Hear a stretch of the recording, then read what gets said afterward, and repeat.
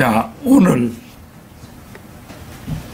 오전에 다 같이 읽으실 성경 말씀은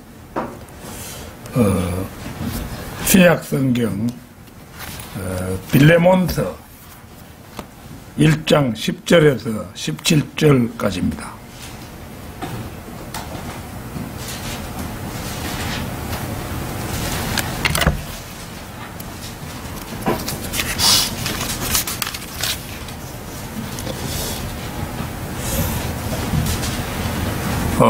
빌레몬서는 한 장으로 되어 있는 그런 성경이지만 또 짧습니다. 짧지만은 우리가 읽어보면은 잔잔한 감동이 느껴지고 사도 바울의 인품이 그대로 드러나는 그런 성경입니다. 자, 10절부터 17절까지 제가 받들어 읽겠습니다. 내가 갇힌 중에 낳은 내 아들 오네시모를 위하여 네게 간청하노니 그가 전에는 네게 무익하였으나 이제는 너와 나에게 유익하므로 내가 그를 다시 보내오느니 그러므로 너는 그를 받아들이라. 그는 내 마음 같은 자라.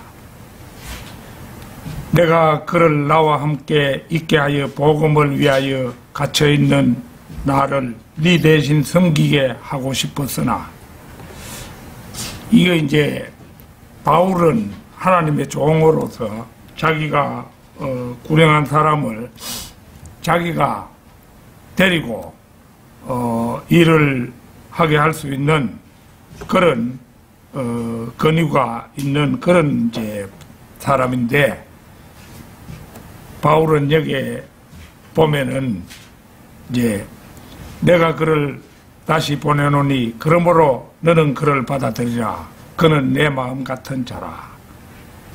내가 그를 나와 함께 있게 하여 복음을 위하여 갇혀 있는 나를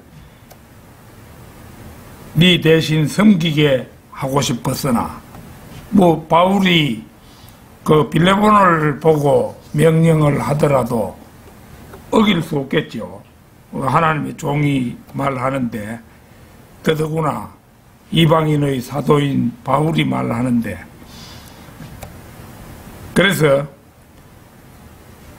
그런데도 이게 바울은 보면 네 성막이 없이는 내가 아무것도 하기를 원치 아니하노니 이는 너의 선한 일이 억지로 되지 아니하고 자의로 되게 하려 함이라. 그가 잠시 떠나 있게 된 것은 아마 이로 인하여 네가 그를 영원히 얻게 하려는 것인지도 모르니 이제는 종으로서가 아니라 종 이상의 사랑하는 형제로서 내게 특별히 그러한데, 하물며 너에게는 육신과 주 안에서 더욱 그러하지 않겠느냐. 그러므로 네가 나를 동력자로 여긴다면 그를 나와 같이 영접하라. 자, 오늘은 빌레몬서가 주는 교훈의 풍요로움, 빌레몬서가 주는 교훈의 풍요로움, 이런 제목으로 말씀드리겠습니다. 빌레몬서는 성경에서 57번째 책이며 신약에서는 18번째 책입니다. 또한 그리스도의 몸을 대상으로 하는 바울 서신 중 마지막 서신이기도 합니다. 이로써 사울은 신약교회를 대상으로 13권의 서신서를 기록했으며, 만약 히브리서까지도 바울의 저작으로 친다면 바울은 이스라엘 민족에게도 한 권의 서신을 더 기록한 셈이 됩니다. 이제 우리가 셋째 하늘에 가서 바울을 만나면은 물어보고 싶은데,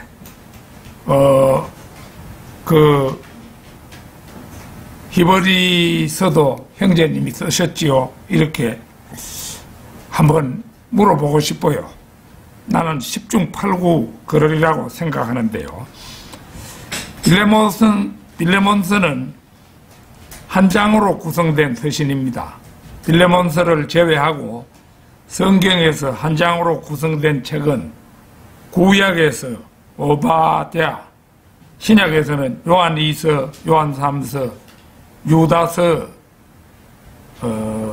이렇게 전부 그게 한 장으로 된 성경들입니다. 빌레몬서는 25절로 구성되어 있으며 킹제임스 성경의 경우 430단어로 이루어져 있는데 요한 3서, 요한 2서에 이은 세 번째로 짧은 책입니다. 기록 연대는 AD 62년에서 64년으로 추정합니다. 옥중서신 중의 하나이며 사도 바울이 로마에서 옥중에 갇혔을 때 기록한 것으로 사도행전 28장 30절에서 31절의 시점에서 기록했을 것으로 추정합니다. 수신인인 빌레몬은 골로새의 시민입니다. 특히 빌레몬서는 달아난 오네시모라는 노예의 안녕을 위하여 쓰여졌습니다. 옛날에는 종이 도망가면은 잡히면은 주인에게 어떠한 벌이든지 가할 수 있는 그런 권세가 있었습니다. 그러니까 빌레몬이 그렇지는 않겠지만은 바울은 그 오네시모의 안전을 위해서 이 성경을 기록했다고도 할 수가 있는 것입니다. 본 서신은 바울의 개인적인 편지이기 때문에 교리적인 내용은 거의 없습니다. 그러나 실제적인 적용의 면에서는 빌레몬서에서 많은 것을 얻을 수 있을 것이며 우리는 이 서신이 우리에게 주는 많은 유익을 함께 얻을 수 있을 것입니다. 빌레몬서의 주요 주제들 중 하나는 어떻게 유익한 그리스도인이 되는가 하는 것입니다.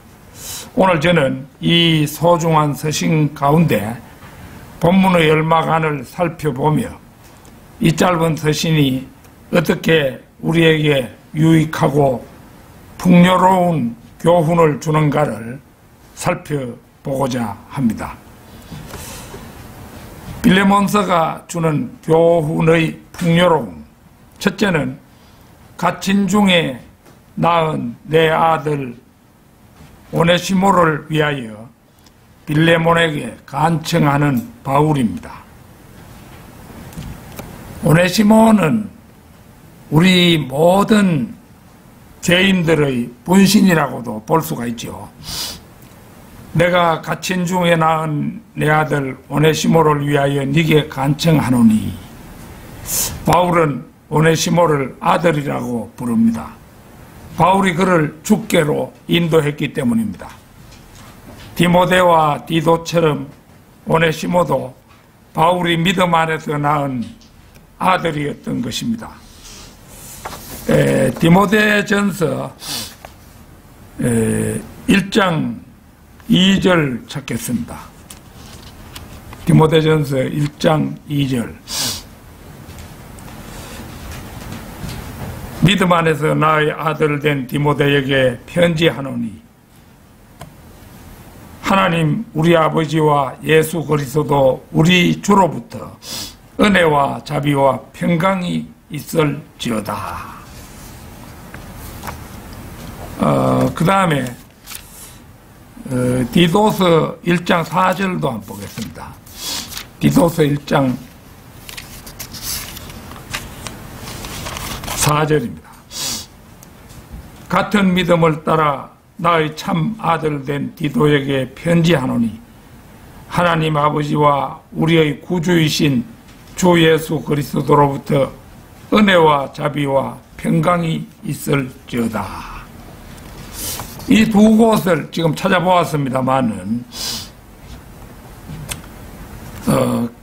같은 믿음 안에서 나의 아들 된 디모데, 그 다음에 디도서에서는 같은 믿음을 따라 나의 참 아들 된 디도라고 두 곳 다 선명하게 아들이 표기되어 있음을 봅니다. 바울이 남자 노릇을 못하는 그런 고자가 아니었습니다.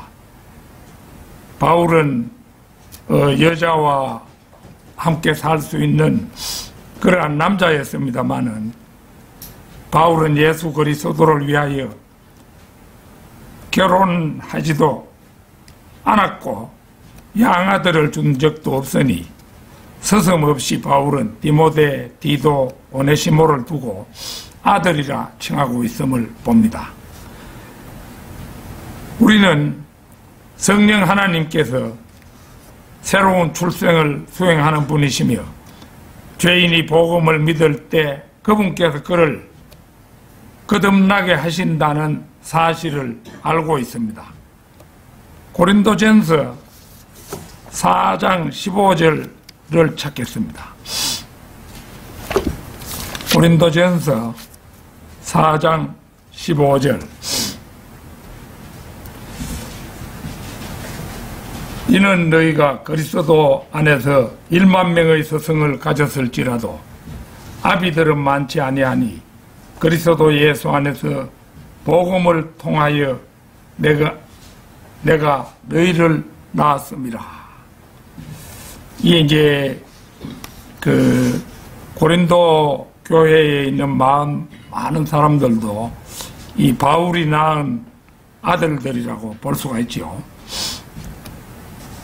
물침례로 구원받는다고 믿는 어리석은 자들은 이 구절을 그리스도 안에서 침례를 통하여 내가 너희를 낳았음이라고 흔히들 읽습니다. 그러나 성경은 분명히 그리스도 예수 안에서 복음을 통하여라고 말씀하고 있습니다.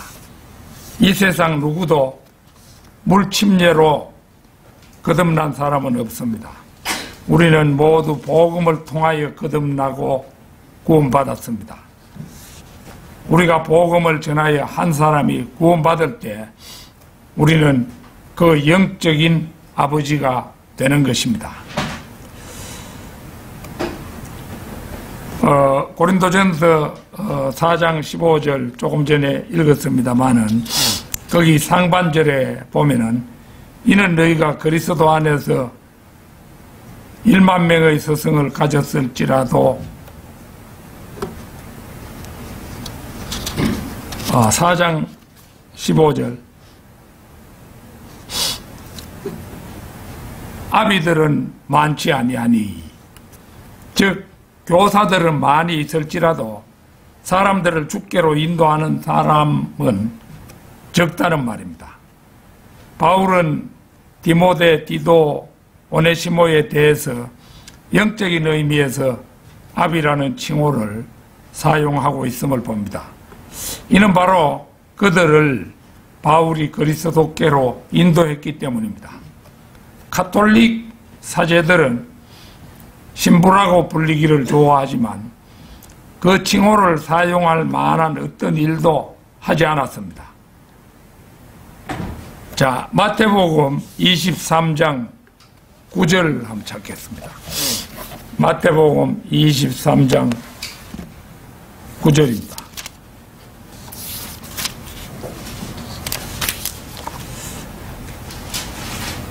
또 땅에 있는 사람을 너희 아버지라 부르지 말라. 이는 너희 아버지는 한 분, 곧 하늘에 계신 분이시기 때문이라. 이렇게 말씀하셨고 이 명령은 지상의 모든 종교 자들에게 적용이 되며 특히 그리스도 안에 있는 스승들에게 해당하는 말씀입니다. 영적인 아비는 복음을 통하여 새로운 출생이 있게 하는 것이지 로마 가톨릭의 물세례를 통해 이루어지는 것이 아닙니다. 영적인 아비는 어디까지나 죄인에게 예수 그리스도의 피의 속죄와 주님께서 무덤에서 부활하셨음을 전파하는 우령자나 개인 사역자를 말합니다. 바울은 오네시모의 영적인 아비였습니다. 그는 로마에서 제수로 있었을 때 오네시모를 죽게로 인도했습니다. 바로 그래서 바울은 내가 갇힌 중에 낳은 내 아들 오네시모라고 부른 것입니다. 그리고 원래 오네시모의 주인이었던 빌레몬에게 오네시모를 사역에서 바울 자신의 종으로 데리고 있도록 해달라고 은연중에 간청까지 하고 있는 것입니다. 빌레몬서가 주는 교훈의 풍요로움, 둘째는 전에는 무익하였으나 모두에게 유익하게 된 오네시모입니다. 자, 오늘 본문 말씀 11절에서 그가 전에는 네게 무익하였으나 이제는 너와 나에게 유익함으로, 오네시모라는 이름은 유익한이라는 뜻입니다. 그가 구원받기 전에는 유익하지 않았습니다. 그는 반항하고 완고한 자였습니다. 고분고분한 사람은 아니었다고 볼 수 있죠. 그러니까 이제 종은 사실 주인에게 고분고분하고 절대 충성해야 하는데 그는 도주했고 아마도 빌레몬의 돈 일부를 훔쳐갔을 것입니다. 그리고 지금 오네시모는 자신의 이름에 합당하게 살게 된 것입니다. 변화의 원천은 바로 예수 그리스도이셨습니다. 오네시모는 바울을 통해 구원받았던 것입니다. 그는 그리스도 안에서 새로운 피조물이 되었습니다. 여기서 우리는 귀한 교훈을 얻을 수 있습니다. 하나님께서 우리를 구원하실 때 그분께서는 그리스도인이 된 우리에게 그분이 투자하신 것에 대해 이익을 바라신다는 것입니다. 말하자면 하나님께서는 단지 수지 맞는 장사가 아니라 제대로 이익을 내기를 바라시는 것입니다. 바울은 주께서 그리스도인들에게 화해의 직분을 주셨다고 말씀합니다. 고린도후서 5장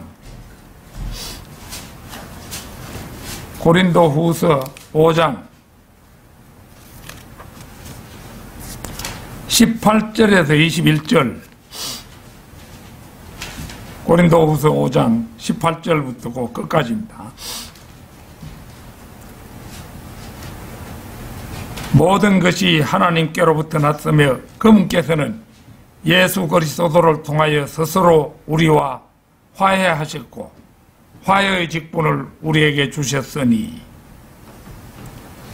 즉 하나님께서 그리스도 안에 계셔서 세상을 자신과 화해하게 하시며 그들의 죄과를 그들에게 돌리지 아니하시고 우리에게 화해의 말씀을 맡겨주신 것이라. 그러므로 이제 우리는 그리스도를 대신한 대사들로서 하나님께서 우리를 통하여 너희를 권면하신 것 같이 우리도 그리스도를 대신하여 너희에게 간구하노니 너희는 하나님과 화해하라. 하나님께서 죄를 알지도 못하는 그를 우리를 위하여 죄로 삼으신 것은 우리로 하여금 그 안에서 하나님의 의가 되게 하려 하심이라.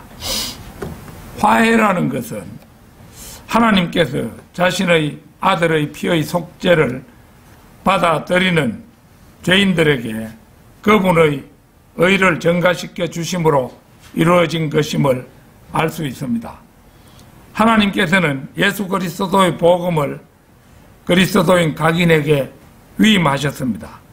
이 복음은 성경대로 예수 그리스도께서 죄들을 위해 죽으시고 장사되시며 부활하셨다는 복음입니다. 주께서는 각 그리스도인에게 그분께서 돌아오실 때까지 이 세상을 복음으로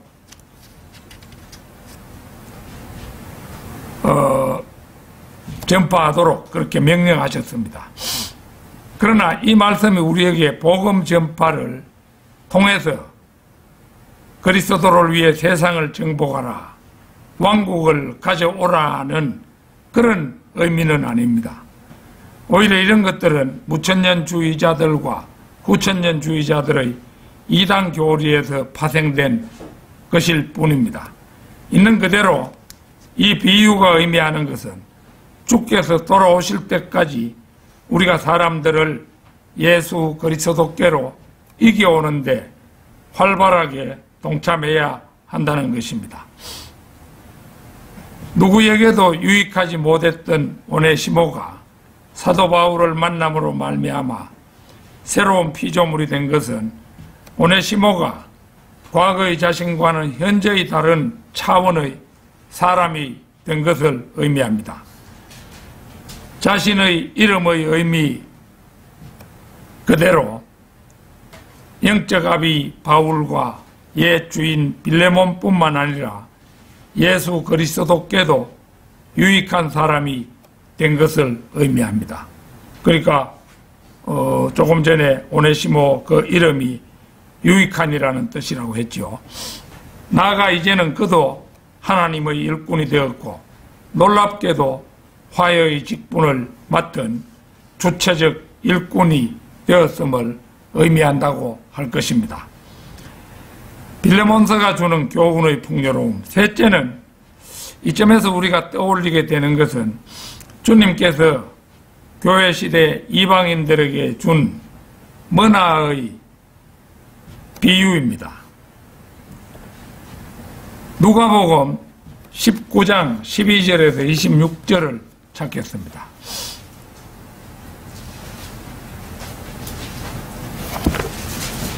누가복음 19장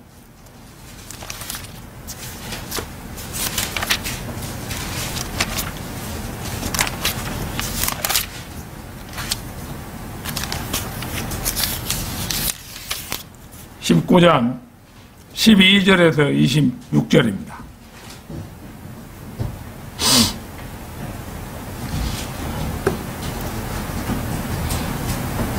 그러므로 주께서 말씀하시기를 어떤 귀인이 왕국을 받아서 돌아오려고 먼 나라에 가게 되었더라. 그리하여 자기의 종 10명을 불러 그들에게 10머나를 주며 말하기를 내가 올 때까지 장사하라고 하였더니 그의 백성이 그를 미워하여 그의 뒤로 소식을 보내어 말하기를 우리는 이 사람이 우리를 통치하는 것을 원치 아니한다고 하더라. 그 귀인이 그 왕국을 받아서 돌아와 자기가 돈을 준 그 종들을 불러오라고 명하니 이는 각자가 장사를 하여 얼마나 벌었는가를 알고자 함이더라. 그때 첫 번째 사람이 와서 말하기를 주여 주께서 주신 한 머나로, 그러니까 10명의 종에게 각자 한 머나씩 나누어 준 것이지요. 주께서 주신 한 머나로 10머나를 벌었나이다 라고 하니 그에게 말하기를 잘하였다 착한 종아, 네가 아주 작은 일에 신실하였으니 10성읍을 다스리는 권세를 가지라고 하더라. 그 다음에 두 번째 사람이 와서 말하기를 주여 주께서 주신 한 머나로 5머나를 벌었나이다 라고 하니 그에게도 이같이 말하기를 너도 5성읍을 다스리는 자가 되라고 하더라. 또 한 사람이 이제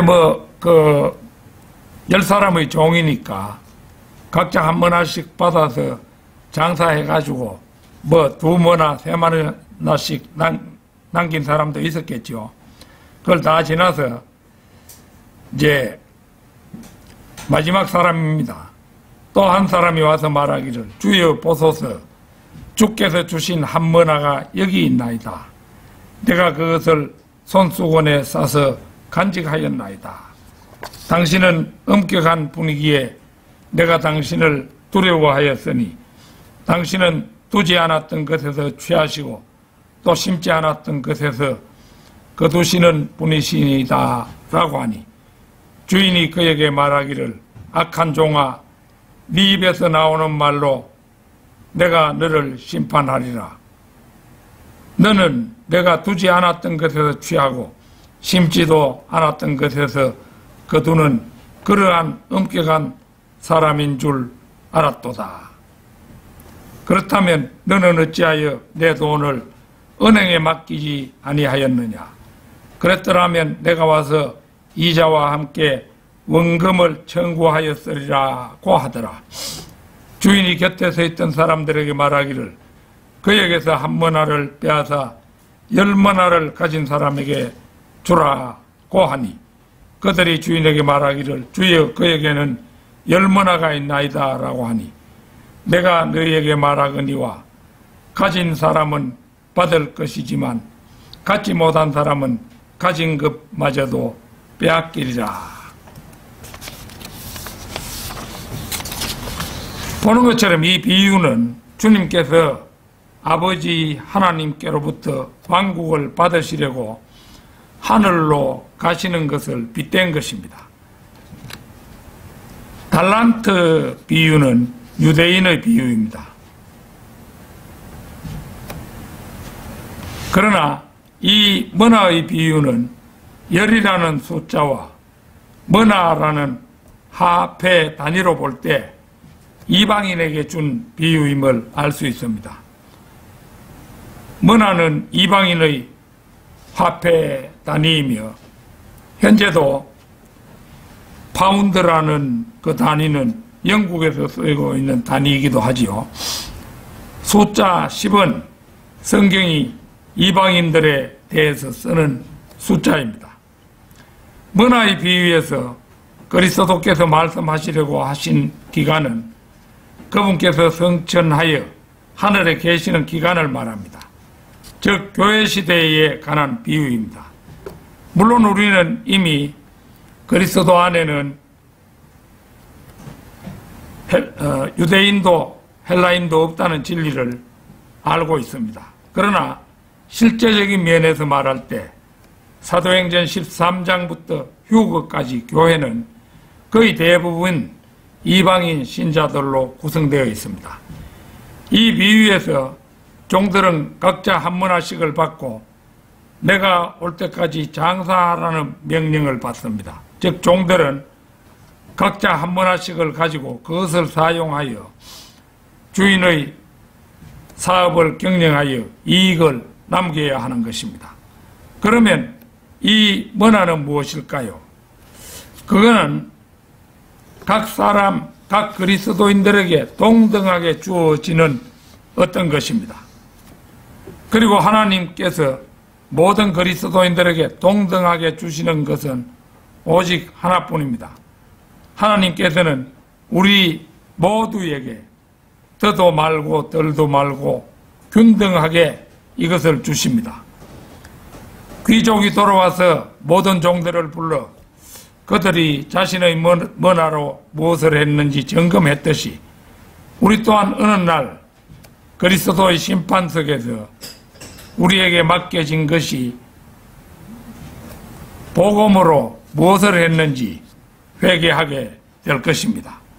귀족이 그의 종들과 회개했을 때 그는 첫 번째 종이 장사하여 한 머나로 10머나를 남긴 것을 알게 되었습니다. 그 종은 귀족의 새로운 왕국에서 10골의 통치권을 받습니다. 이와 같이 두 번째 종도 장사하여 5문화를 남겼습니다. 물론 그 종도 5성읍을 다스리는 자가 되었습니다. 이렇게 자신이 받은 한 문화로 열심히 장사하여 이득을 남긴 사람들은 모두 보상을 받았습니다. 그러나 세 번째 종은 그렇지 않았습니다. 그는 주인을 너무 싫어한 나머지 그의 주인의 돈을 그가 돌아올 때까지 감추어 두었습니다. 그가 주인에게 줄 수 있는 것은 그 귀족이 그에게 준 문화 하나뿐이었습니다. 주인은 그에게서는 이득을 얻지 못한 것입니다. 그 종은 자신이 문화로 장사하여 받을 수 있는 상을 잃어버렸습니다. 사실 그가 귀족의 돈을 은행에 예치하고 이자를 받을 수 있게만 했더라도 주인은 기뻐했을 것입니다. 왜냐하면 주인은 은행에서 원금 한 문화와 이자를 가질 수 있기 때문입니다. 이 비유가 그리스도인에게 주는 교훈은 간단합니다. 주께서 당신에게서 유익을 취하도록 그러니까 우리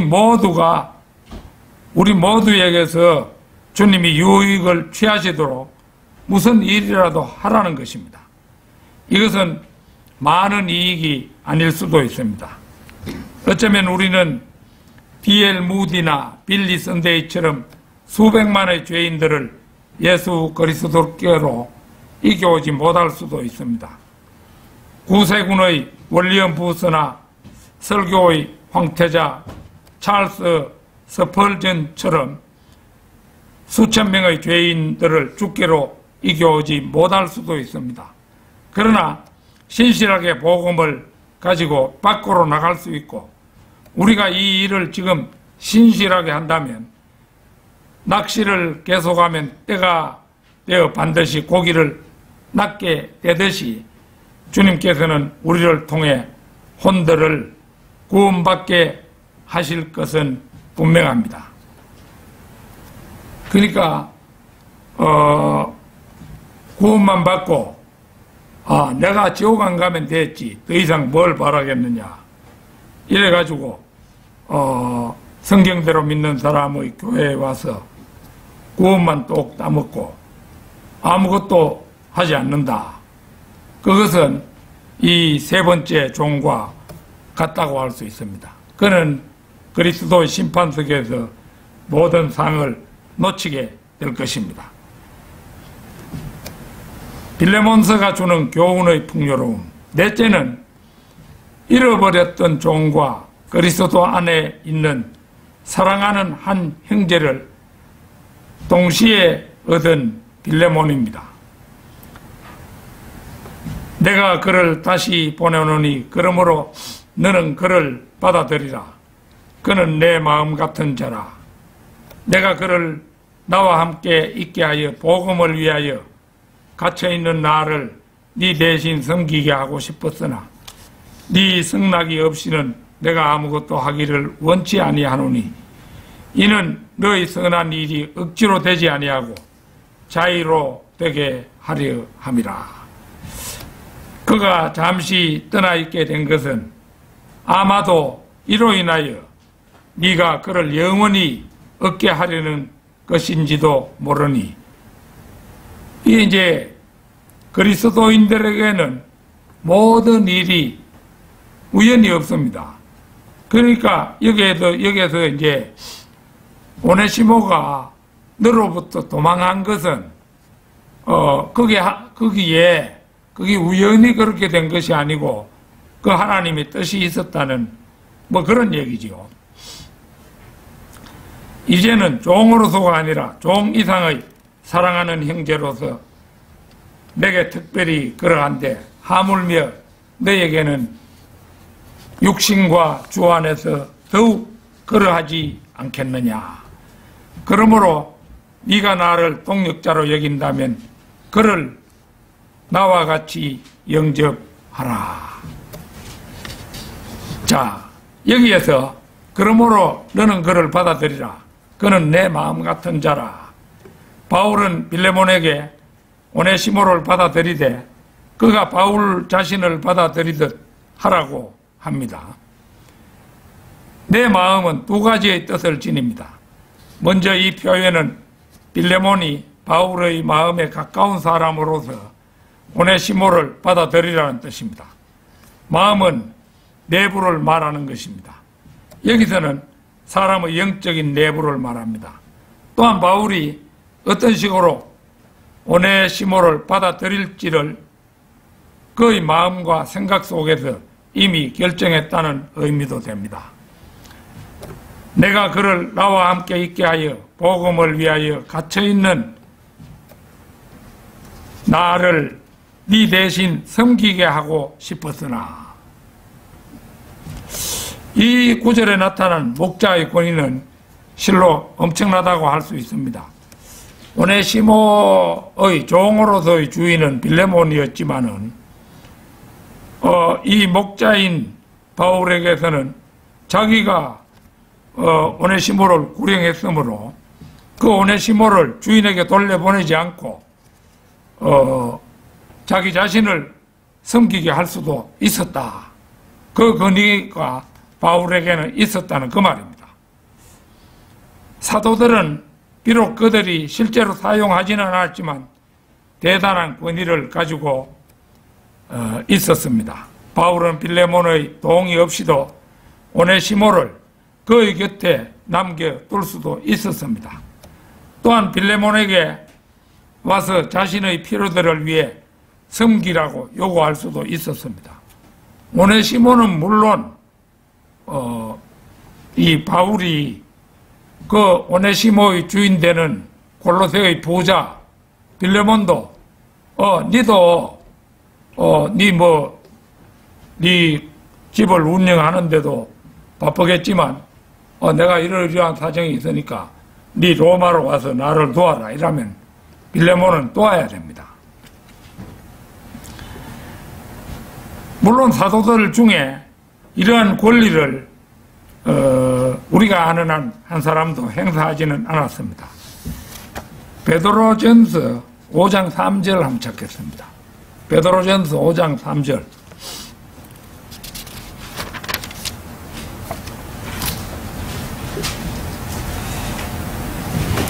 하나님께서 맡겨주신 자들을 지배하려 하지 말고 오직 양무리의 본이 되라.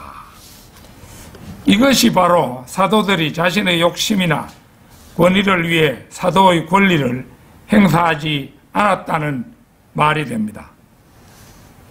실제 자기가 구령한 사람이나 성도들을 사도는 부릴 권한이 있는데도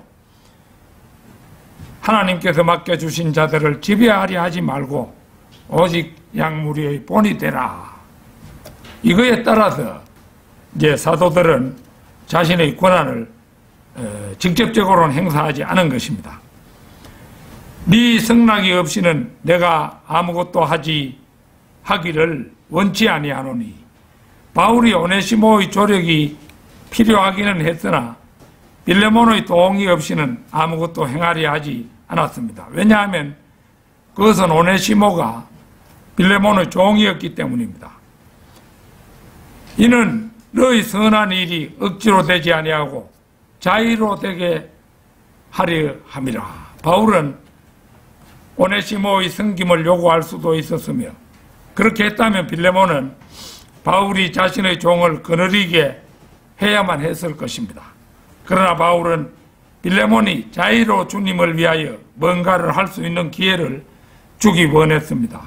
그렇게 하여 빌레몬이 유익을 쟁취하기를 바랐던 것입니다. 그가 잠시 떠나 있게 된 것은 아마 이로 인하여 네가 그를 영원히 얻게 하려는 것인지도 모르니.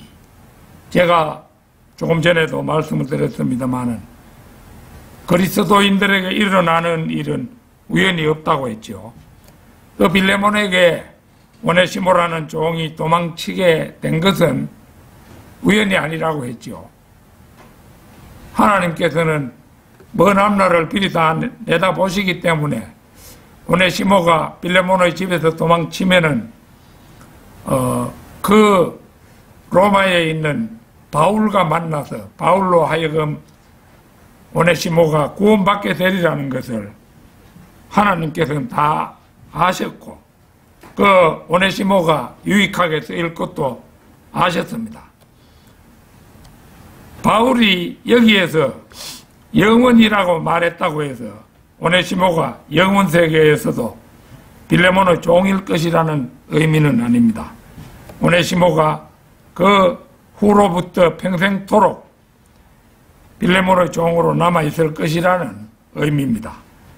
이 구절이 말하는 것은 이것이 의미의 전부는 아닙니다. 16절은 종으로서가 아니라 이렇게 말씀합니다. 오네시모는 단순한 종으로서 돌아오는 것이 아니었습니다. 이제는 종으로서가 아니라 종 이상의 사랑하는 형제로서 빌레몬은 그리스도 안에 있는 한 형제를 다시 받아들이게 된 것이며, 그런 의미에서 빌레몬은 오네시모를 영원히 얻게 된 것입니다. 그러니까 빌레몬으로서는 한없는 이득이지요.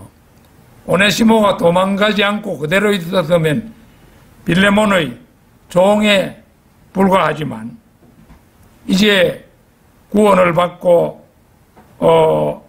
믿는 사람의 형제가 되어 주인 곁으로 돌아갔으니까 빌레몬으로서는 오네시모를 사랑하는 한 형제로서 영원히 얻은 것이다, 그렇게 말할 수 있다는 거죠. 육신과 주 안에서 오네시모는 구원받은 종이 되었으며 구원받은 주인과의 관계에 있어서 디모데전서 6장 2절의 규범 아래 놓이게 되었습니다. 자, 디모데전서 6장 2절 찾겠습니다. 디모데전서 6장 2절.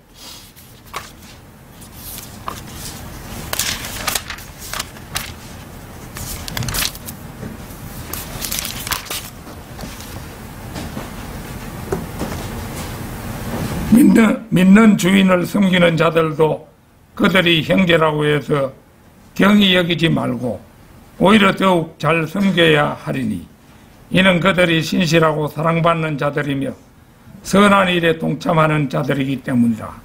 이러한 것들을 가르치고 권면하라. 바울의 이 말이야말로 참 그리스도인의 말이라는 사실이 실감나지 않습니까? 결론적으로 저는 지금까지 꽤 여러 번 빌레몬서를 읽으며 비록 짧은 한 장의 서신에 불과하나 긴 책을 읽을 때 못지않은 감동과 풍요로움을 느꼈던 사실을 잊을 수 없습니다. 빌레몬서는 에베소서, 빌립보서, 골로새서와 더불어 바울의 옥중 서신 가운데 하나입니다. 이때 바울의 나이는 80 중반에 이르렀을 것으로 추정됩니다.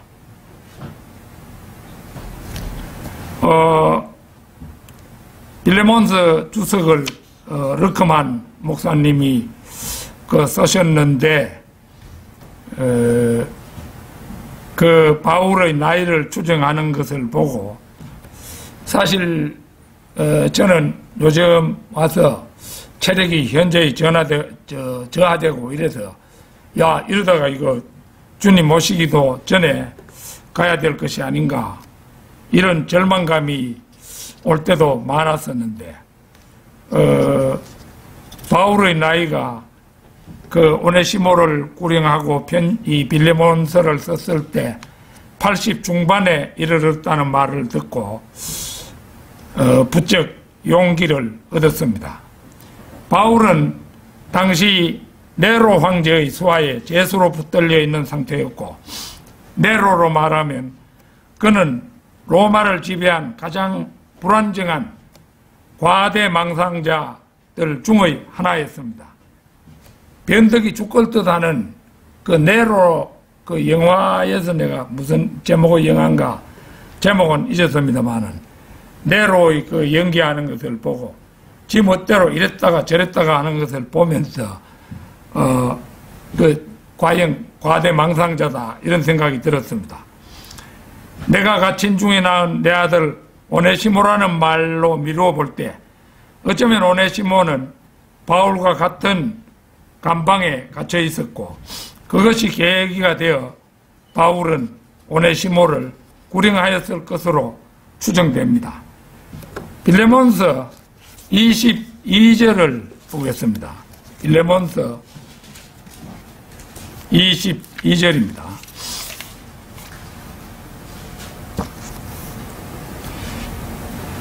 이 외에도 내가 머물 곳을 마련하라. 이는 너희의 기도로 말미암아 내가 너희에게 나아가게 될 것을 믿기 때문이라. 이 구절은 사도행전 28장의 투옥에서 풀려난 후 바울의 계획을 다루고 있습니다. 빌레몬은 바울의 부탁대로 바울이 머물 방을 준비했겠지요. 그러나 그 방은 계속 비어 있었고 바울은 골로새로 가서 머물지 못했습니다.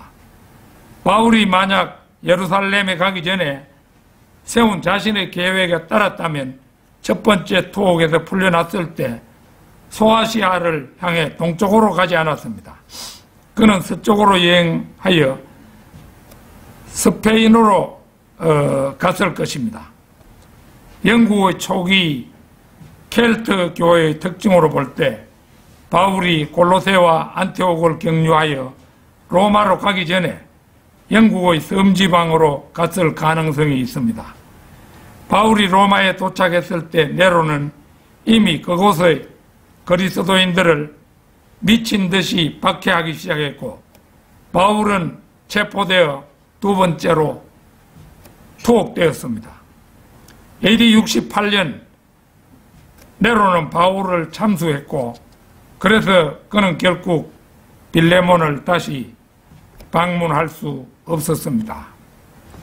만약 그때 참수되지 않았더라면 바울은 골로새에 갔을 것이고 빌레몬과 오네시모와 함께 얼마간 머물렀을 것입니다. 그러나 바울은 그 소망을 끝내 이룰 수는 없었습니다. 바울은 예수 그리스도 다음으로 위대한 사역자였지만 80이 넘은 나이에도 빌레몬과 오네시모를 빌레몬의 집에서 만날 것을 기약하고 있습니다. 르크만 목사님도 빌레몬서 주석을 쓸 때 83세였다고 고백하고 있지만 그가 살아서 꼭 맞이하고자 했던 휴고의 소망은 이루지 못했습니다. 바울이 빌레몬의 집에 가서 오네시모와 빌레몬을 보지 못했던 것처럼 르크만 목사님도 자신이 산채로 휴거가 되겠다는 소망을 이루지는 못했습니다. 그것이 바로 인간의 한계입니다. 하나님은 우리의 미래를 처음부터 끝까지 한눈에 보시지만은 우리 인간은 그렇게 전지한 그런 존재가 아니죠. 아무쪼록 우리에게 최후의 날이 오기 전에 후회 없이 주님의 일을 하는 저와 여러분이 되기를 소망합니다. 다 같이 기도드리겠습니다.